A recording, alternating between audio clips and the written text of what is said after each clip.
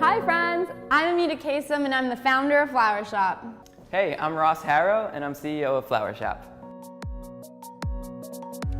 I think before I was a baker, I was just a baby because I actually grew up baking. It wasn't anything I ever thought would be my career or my job. So when I went to school in Los Angeles and was working in the fashion industry there, I was baking for, colleagues' birthdays. People would come in asking, where did you buy this cake? That's when I realized maybe that's what I want to do for the rest of my life.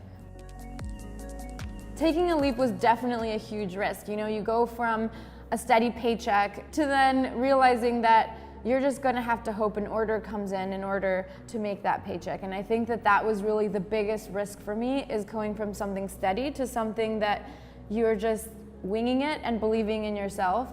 And you definitely do hit a moment where you realize, I'm putting more effort into my side hustle than I am my real job. And there's a moment where you feel like I believe in myself enough now that I think this can work. And I was able to leave my steady job to start what is now my really steady job.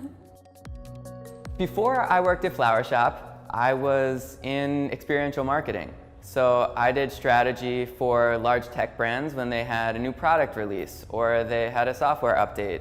In the transition to being a founder and going from a company that had hundreds of people to a company that was myself and my wife Amirah was very different, mostly because we were working out of our own apartment at first. There's not this big machine or big institution driving things forward. There's not that inertia there. You really have to make sure that you are doing the work, that you are covering everything that needs to be covered, and that you have the drive that needs to be there in order to get your organization up and running.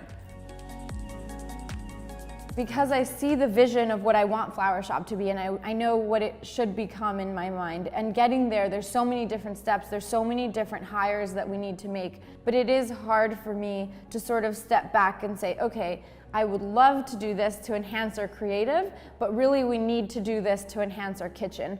We didn't hire a dishwasher. I had no idea that the bakers weren't going to wash their own dishes. I was like, oh, that makes sense. You bake something and then you wash your own pan. But that's not how it works, because the bakers are really good at baking and it's not worth their time to then go wash that pan. Then once I started interviewing bakers, it was very, very interesting because they were all coming from different bakeries, and a lot of them came in asking me, where's my mix? And I'm just thinking to myself, what do you mean? This is a bakery. Here's my flour, sugar, I don't understand.